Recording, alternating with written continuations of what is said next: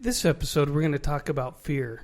A question, has anything scared you in the last couple weeks? Nope. I'm fearless. That's awesome. Yeah? Yeah. You're fearless? I'm straight up. No? Unshakable. I am also above fear. Unless there's a loud noise, in which case I get very, very spooked. Welcome to Adulting Decrypted. We are your hosts. I'm Gene, and I'm starting my first year of college. I'm Ashton. I'm a music performer, composer, and educator. I'm Gideon, a high school senior. I'm Roscoe, the dad. Those are my three sons, and this is Adulting Decrypted, where we discuss ways to become adults and the things we need to know to be successful at life. Oh my gosh, I actually had something happen last night that freaked me out. Okay. Okay, Please so, share. yeah, okay, just for the listener's sake, we are not at our home right now. Not where we normally hang out. We're in Cabo, Mexico, and I had to get up at like 3 a.m. to go to the bathroom, and I get back out. I turn to go back to the bedroom that I'm sleeping in, and I see a shadow of a person just staring right back at me, unmoving. I was like, this is freaking terrifying. I was like, somebody's in this place.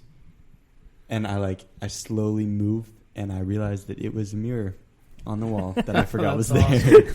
Terrifying. You're really spooky, so you're super spooky. You're forgiven. No, that is. I had a stuffed bear one time at Paul's house, Paul Allen's house, that scared me pretty good because I couldn't figure out why there was a monster in the room. That would be spooky. Yeah. I remember that there's been a time where I've been at the cabin. Well, Paul's cabin used to be, I think. But, like, down in their basement, they have a bunch of mounts of these different deers. And, like, I'd fall asleep watching the TV, which is in the same room. And I don't know why, but my brain would always be like, these animals are going to just turn and start talking to you. And I'm like, that's creepy. Why is this happening? Yep. That's scary. I can confirm. Good intro there to fear. No, this came up with me as we were getting ready to come to Cabo, and the fear of the unknown and what was going to happen. And then I was thinking about what you guys are trying to undertake this year. Gene, you're at school for all intents and purposes. You're going to have to start talking to girls. A little scary. Super scary. Yep. Ashton's launched a new program up at the school you're working at, and it comes with its elements. You're always a little bit nervous about what's going on with other leadership at the schools. A little bit of fear around that, as well as starting to do a budget and some of those things you haven't done before on a district level. Or Gideon, you're obviously senior in high school. You're going to have some big changes coming up here. You're going to start growing hair. No, I'm just kidding. Yep. No. It's true. You're going to have other changes, right? You're going to get ready to take off, potentially do a mission, get ready for college, those different things. So I really want to take a few minutes and talk about fear and the concepts of fear. I think the first one that we've already identified is that protective fear. Right? Gideon, when he got up out of bed last night, it's a survival mechanism, right? To almost stare down that animal or that person or whatever it is that's right there in front of you. Right? And then you have to get in that, what's that often called? Fight or flight or freeze. Yeah. Fight, flight, or freeze. I'm glad they added that last one in there because normally we used to just call it fight or flight. But as we watch different animals, some do freeze and hope that the situation they don't see them. Take a deer in the headlights. Yep, I love that. Yep, fight or flight or freeze. So because it's really a preparation for the body, right, to react. What are some of these real fears, right? Besides being caught in the mirror, what are some other fears like that are real? Somebody suspiciously following you, either from work or from school or anywhere. Okay. Just feel like you're in a sketchy part of town where you feel like something suspicious is going on. something like that. Yeah, that's good. For another example I was thinking of is a fear for me is of heights, right? There's times that it really is there to protect me. Its whole intent is to help me so that I don't fall off a building, right? Keeps me from going up in an airplane and jumping without a parachute. That's really there to help protect you from real physical harm. And it's built there for a reason. I mean, it's helped us as a species evolve and become who we are. With that being said, that protective fear can be out of line, right? There's times that we have to check that. Fear of heights, can that get out of control? Yeah. Yeah, I mean, like, you could just go up a flight of stairs and look down the set of stairs and get petrified, collapse onto the floor. Probably not a proper response to that. Yeah, and I think that's our second type of fear that we want to talk about is false evidence appearing real. And that's that where we're seeking for a bigger fear isn't going to come to pass. So the protective fear is something that we all have to realize is there. It protects us, it helps us. But then and that doesn't happen really that often. It shouldn't happen that often. How many times are you encountered by a wild animal? Not very often, I would say. Yeah. It's a little spooky when it happens, but it not is. Very often, yeah. But it preps you for that fight or flight, right? There's an emotional response. But then, me the other day when we're walking through town here, a cat jumped out. My initial response was to jump back. Didn't know if it was a dog coming out in the street. Didn't know what it was. And then as soon as I realized what it was, I was able to calm my fear, get right back down to a rational level and say, okay, it's going to be fine. Because we're not in that fight or flight scenario very often in our day-to-day. Now, if you're a first responder, if you're a police officer, you might have more of that, and there might be a reason for that. But a lot of times this fear that we have is just that false evidence appearing real. And that's around a lot of what I wanted to talk about today. Just a quick question. Can we add on maybe like emotional fears? So maybe like, I know just an example that I have is like a fear of not having enough money. It's not necessarily a physical threat. It could be eventually, don't have enough money to have a place to live or something to eat. But there's that fear as well, more of a psychological fear. Yeah, I love it. And that's what I really want to talk about on this fear section. Because this fear is something that we need to think about and that we need to process and understand why we're going through it. Gideon, I think you and I had a conversation a couple weeks ago about that fear because of everything else that was going on, right? I'm going, look, I haven't worked for 6 months. I go to this cycle of where I'm going, oh, there's not going to be enough money. And I can get myself in this downward spiral.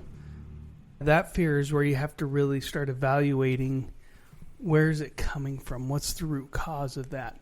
Right? An animal, you know where the root cause. You're like, hey, I need to survive.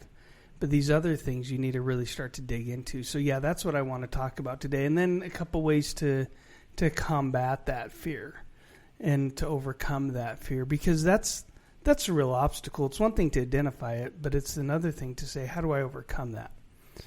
So did I nail some of your fears correctly, or are there other fears that you have that are going into this year about what's coming up that we could use as an example for the listener? I know, like, with school, it's a lot of making sure to get homework in on time, scheduling out my time correctly, getting to places I need to be without a car, and just meeting a bunch of new people. At least those are some extra things for me. Thank you for being so candid, Gene. Ashton, Gideon, anything on your guys' end? I think we've already hit most of my main fears. Perfect. Any concern about track this year? For the listener who might not know, track and field. Not necessarily. Okay. Just mostly planning to have fun. Because you've done it, been there, done that. I guess, yeah. Ashton? No, I think you about covered it. Awesome. Okay, good. So I think the first thing is to really evaluate what it is that's bothering you on that topic. So for me, the financial one is I have to monthly, because of where I'm at, I write down the list of my assets. I take my assets, I take my liabilities, and I take a real look at where I'm at. Right? So part of that is to be honest with yourself and honest with where you're at on that trajectory and on that plane, and then say, okay, this is where I'm at. Now, how do I improve upon it? Right? So to Gideon, to your point, you say, oh, not enough money to feed the family or to have a house, or, all I have to do is look at that sheet and go, okay, that fear is not really that valid. The fear might have other root causes that then it's okay to go to therapy on some of those, right? Because if I can't handle it, if I get so wrapped up, or there's prescriptions that you can get to help you calm down and think through some of those safer. Because really, the psychological and emotional fear is real, right? That's the bigger thing, is that we want to say appearing real, but it is real to us, right? When we were getting ready for this trip, what are some of the fears I had? Well, some of the fears I had were, what if the lady's not at the airport with the car? Do you think that'd be scary to show up and be like, hey, family, here we are on vacation. I rented a car from somebody I've never met. I've already given them half the money, and then they don't show up. Is that a real fear? Yeah. Yeah, it absolutely is real. But is it one that's a fight, flight, or freeze? No, it's something I can plan for. I said, okay, if this happens, then we've got a backup. We can get a shuttle. Even on Christmas Day last minute, because I reached out to a couple other people that said, yeah, shuttle services will be running. This is how much they are, and you can book same day. Right? So that's, I came up with a secondary plan. So, Gene, on yours, getting your homework done, what are some ideas around that?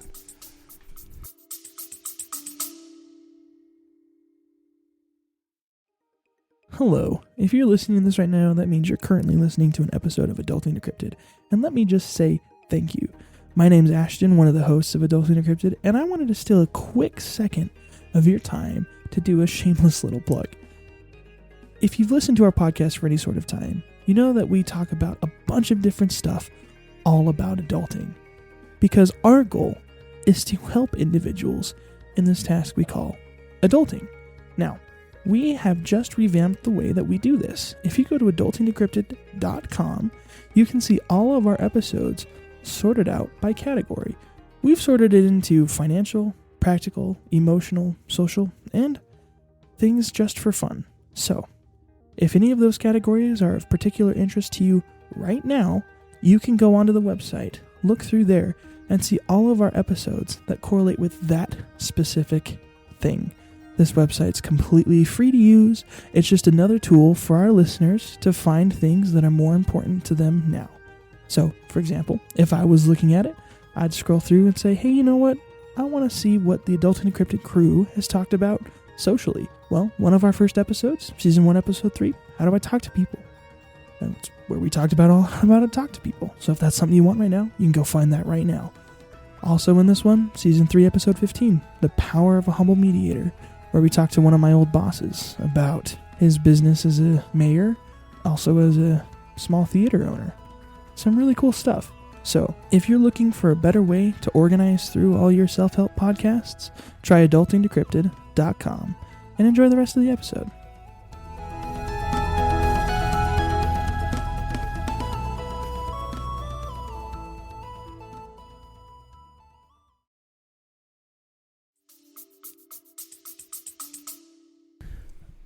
Scheduling out the time, making sure I know how much it's going to take me, or just being like, hey, I have enough time right now, I'll just try to get it done early, and then that way if I need to do it later on, I can. Yeah, so you made a plan, right? So you look at it and you go, okay, logically, how do I make a plan? Great. Gideon, what about you with everything you've got going on? I know, especially with the new year just coming around. When this comes out, it'll be a couple weeks. But the whole goal setting orientation of like New Year's resolutions and stuff, that's a really good way, at least for me personally, to deal with fears around stuff like that. Because a lot of my fears come around with the idea of my goals not being achieved. So just regularly checking up on those goals can really help diminish that fear. I love it. Yeah, so you're taking a long-term approach. So you're looking at it saying, okay, what's my long-term approach? What actions do I need to put in place for the long term? Yep, exactly. Great. There are, with us being on that topic, there are long-term consequences of our goals if we don't put those in check, right? If we don't say, okay, that is a valid fear that I'm feeling, but then we also have to put it into check. A lot of times I think those long-term consequences are our ego talking. You guys thought much about your ego? A little bit, but normally when I've heard of the word ego, it's always been in a negative connotation. But I don't think that's the way you're using it right now. No, it is. It is negative, probably, because your ego is your one that's trying to protect you from that fear. It doesn't want you to go in there and be like, oh, no, if I go ask this girl out, I'm going to be embarrassed. It's your ego. Okay. Right? If it's saying, hey, I can't set this goal because what if I don't do it? What if I fail? We're almost psychologically talking ourselves out of trying hard things because we get so worried about failure, rejection, embarrassment, instead of saying, okay, look, that's okay if that happens.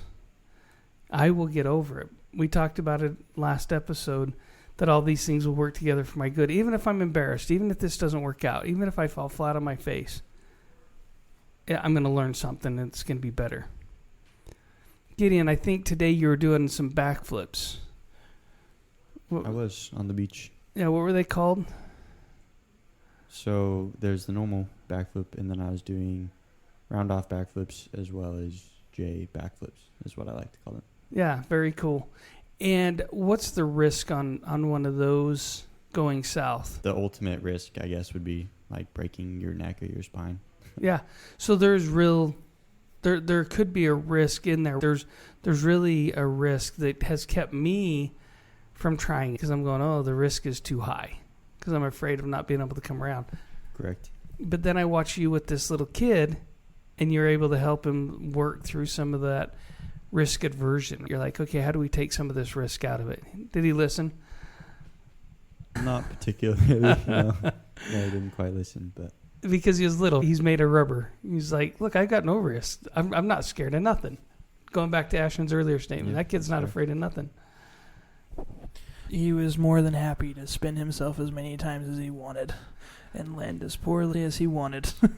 Yep. Hey, but he did it. I can't. No, that's fine. It's true. He did do it. Yeah, but he was willing to throw himself out there because his risk aversion was so low.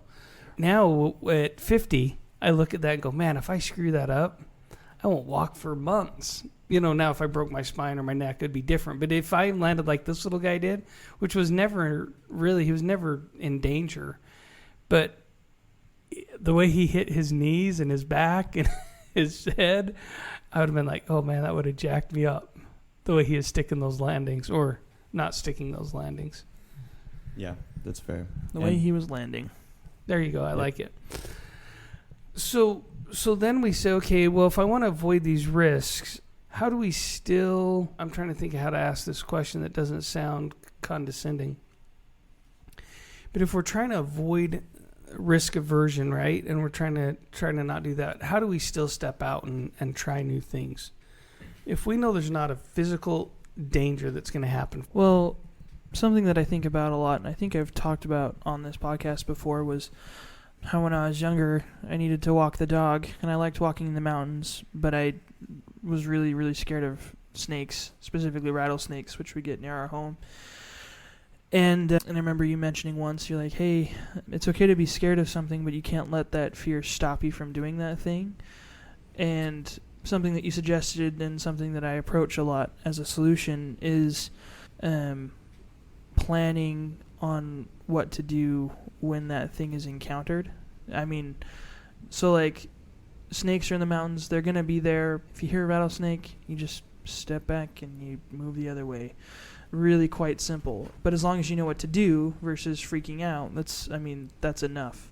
So, like, when it comes to common fears, day-to-day fears, something as simple as just, a little plan of action when something occurs can give you enough of a backdrop and motivation to try a thing. So, like, when you're jumping bikes or you're jumping, or, like, for me, like, I like to play football, and if you ever dive for a catch, you shouldn't land with your hands flat, or else you might bust a wrist.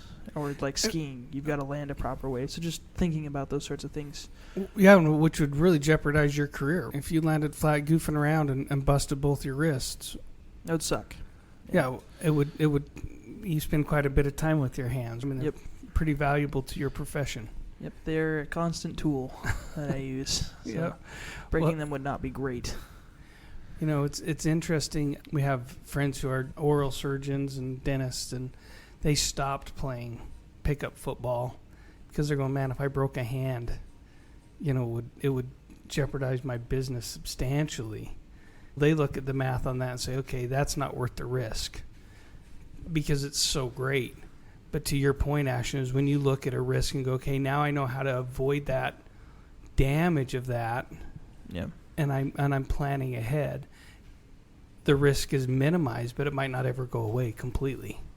Right? You could still jam a finger, you could still hurt a wrist, but you've done everything you can to make it less impactful. So now when our ego's involved, how do you do that? I mean, any thoughts on how we keep our ego in check? Well, it depends on how you think about ego, because if you think about it through like the Freudian lens of the ego id and the superego, like ego is just based in reality. Whereas the id is all your instincts, and then the superego is based on morality. So, like, you just balancing those three characteristics entirely. No, that's interesting. I hadn't thought about the superego and the id and the ego. Mm-hmm. Yeah, I hadn't thought about those. When I was thinking ego, I was thinking, I don't want to be embarrassed. I don't want people to look at me like I'm dumb or I'm silly. I guess that's what I'm asking is how do you prepare yourself for being willing to look silly, or look, I don't know that silly's, but embarrassed maybe, and can you, and should you? So more of the pride aspect of like this is how I want to see myself, and so I don't want others to see it differently. I know for me, one thing that helps is starting on a smaller scale. So, like, say you don't like heights, but you want to be able to stand on the glass box on the outside of Willis Tower. I felt like that was a little personal there, Jim. Hey, it scared me, too. It freaked me out. But, say that's just one of the things you want to do. One way to help overcome that fear would be to start maybe at the lower levels and looking down from that spot. And so you get more comfortable and more sturdy with that glass, and so you know that you won't feel embarrassed or when you do that. Or, hey, I want to ask someone out, so you do like a role play of asking somebody out and role play the different situations of what would happen.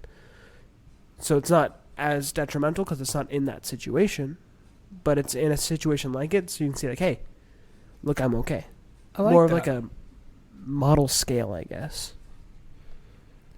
Yeah, and that's what you did on both those, right? On a height, you did a model scale, and then on the which is a real fear, not saying they're not real fears, but an imminent danger that it's trying to protect you from versus an emotional danger that you're trying to protect yourself from. And maybe that's a better word than ego, is an emotional fear. Because now you're saying, okay, in that emotional one, I can sit there and go, okay, I'm going to role play this, and it can end a variety of ways, and I'm prepared for any of those outcomes and realize it's not me, it's the situation. Or maybe it is me, they don't like me for who I am, but that's not the right person for me to be with anyways. I like that. And another thing just to add on, like with the Willis Tower example. So for people who don't know, it's a really tall building, and this glass box sticks out the side. So the floor is glass, so you can just see through. But not just think of every single possibility, because then your brain could go to, well, the glass is going to break and I'm going to fall. But also tie in the rationality of like what could rationally happen. Like I could step in that box and rationally nothing is going to happen. I'm just going to feel some butterflies in my stomach and that sort of aspect. And I also, for the listeners' information, I like to ride BMX bikes, which is a little bike at a skate park. So on concrete, whatever, doing tricks. And when learning a new trick, say the bar spin, which is where you jump and you spin your handlebars around, you catch them again and you land all in the air. It's a really scary trick to try because you're letting go of your handlebars in the air. And there's so many different outcomes if they land halfway or whatever. And there's a lot of ways that could turn out painful, on concrete. But stepping back and thinking about that rationality of what rationally can happen. Because if you think about what could possibly happen. I mean, you could land on your handlebars and it's going to puncture your stomach. That technically could happen if you land super wrong and you don't have like a bar end or something. Like people get cut, stabbed. But rationally, it's going to like poke your stomach and it's going to hurt for like maybe a day. You're going to be like, have a tummy ache. So it's like the rationality versus what could happen. Well, I like that, Gideon, because you talked about there are some serious consequences, but then you modeled it out and said, okay, well, it's going to give me a little tummy ache, could bruise me, could hurt me, but I've still prepared for emotionally for that to happen, as well as physically. Yeah. To tell the listener, Gideon likes to do big air and big tricks, but what's very interesting to watch is when he's not comfortable with something, he pulls out. He's like, no, that risk is too big for the reward or for that payout. So is that you? Are you letting fear dominate you on that? I don't think so. I think the reason why I haven't broken a bone since my wrist in kindergarten is I determine what my confidence can allow me to do. So like that on the BMX bike, if there's like a huge air, I'm going to do a backflip 360. And it's like, I don't have the skill set to try that. Right. But you did start and you finally did do the backflip right into a foam pit. Yeah. As a protection and to say, okay, at least I did it. So I didn't let my fear conquer me. But you have let your fear hold you back, like getting on a horse and going for a ride or something like that. But the question is, you hadn't modeled that. You hadn't been able to have that chance to go, okay, how do I model that? How do I scale that? How do I prep for that? Yeah, and I look at like what's worth it to me, because if I like wanted to learn a backflip 360 so bad on a bike, I would look back and I'd take the different steps. Like, I'm gonna land a backflip on concrete. I'm gonna land a backflip 360 into the foam pit, and all these different steps that I would take to eventually be able to, with rational outcomes. Like for bar spin, hey, I'm gonna do an X up, which is a half a bar spin, but you keep your hands on the bar, so you like just twist it, and you take these steps instead of, hey, I just got on a bike for the first time, I'm gonna try bar spin. That is not rational. Like, it's not happening without you getting hurt. So just the steps involved. Yep, I like that. And really, didn't we all do that when we were packing for this trip? I took and made copies of our passports and put them in a safe. I took extra cash and I distributed it out to the kids so that we all had emergency and we could all take care of ourselves if we needed to, right? Enough money to get somewhere. I went and added international calling on our phones in case if we got lost and we needed to use them. So I took all the precautionary. I built all my rational steps out that I could.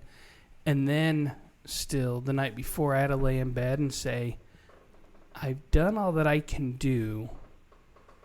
Now put that fear to bed and move on. Right? Still jump off that ledge. Take that leap of faith. Try that new thing that you've been wanting to do. Right? So even after you've done all the role play, all the modeling, all the prep, all the planning, and then are things going to go wrong? Yes, they could. And then what do? You improvise, right? You go to plan B. or you change the plans altogether. Because we've talked about Plan B plenty of times, and we have a difference of opinion around this table. So we say, hey, you improvise, or you punt, I guess is what we call it in football. Yeah. All right. Any other thoughts on fear, physical or emotional fear? I think that's a better way to classify those two. Really not just that they're there, but then how to overcome them. Yeah, it all comes down to actually doing the thing. You still got to take that step. Because even if you figure out everything there is to be about a ladder, you figure out the exact weight it can carry, you still need to take the step and step on the ladder to be able to do what you want to get out of it. It's good. Thank you.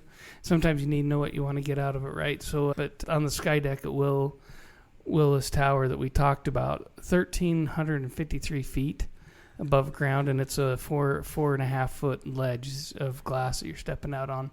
And I cannot still see the logical reason why I need to be that high above the ground looking down at the city of Chicago.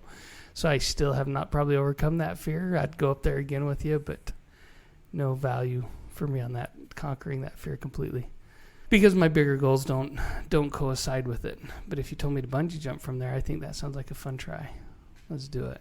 No, I really wouldn't jump from that high. You'd have to push me. Yeah. So in all, I think like something to take away for the listener was to rationalize those fears that you have, grow from all your different opportunities. And with saying that, we would love to hear all your different growing and challenges. So if you would please post them somewhere, tag us in the comments, post your story. Hey, this happened to me, or like a fun picture. Like, I was scared, but I did this thing. And tag us. We would love to see it. DM us on, whatever social media. Hashtag like an adult. We do that too. Love all of your feedback so much. So thank you guys.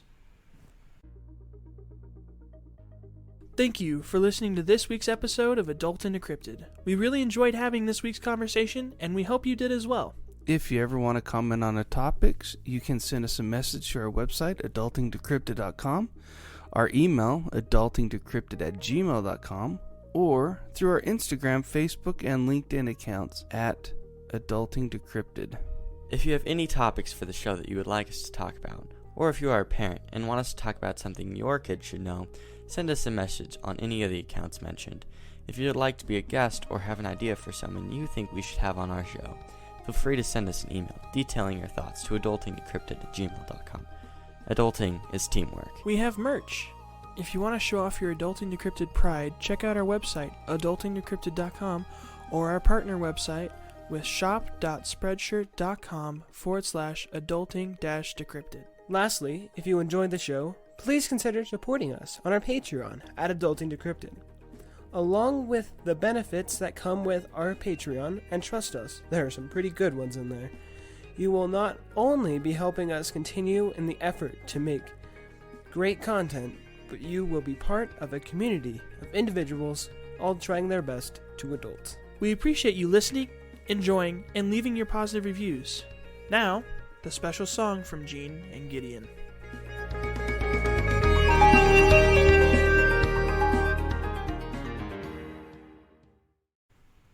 Well, I loved it. I think you're going to get drowned out by that motorcycle. What do you think, Ashton? So maybe. And while saying that, I want to challenge you guys, everybody listening, to do something that scares you.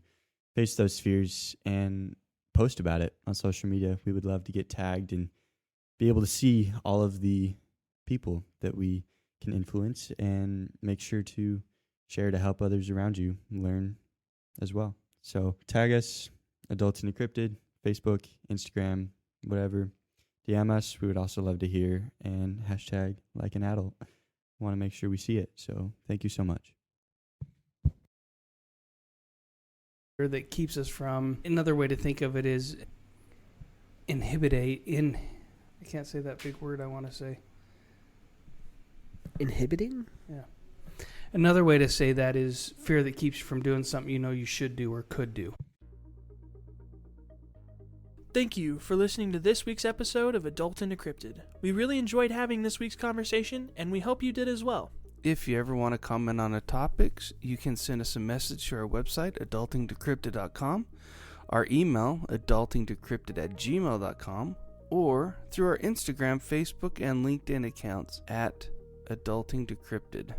If you have any topics for the show that you would like us to talk about, or if you are a parent and want us to talk about something your kids should know, send us a message on any of the accounts mentioned. If you would like to be a guest or have an idea for someone you think we should have on our show, feel free to send us an email detailing your thoughts to adultingdecrypted@gmail.com. Adulting is teamwork. We have merch. If you want to show off your Adulting Decrypted pride, check out our website, adultingdecrypted.com, or our partner website with shop.spreadshirt.com/adulting-decrypted. Lastly, if you enjoyed the show, please consider supporting us on our Patreon at Adulting Decrypted.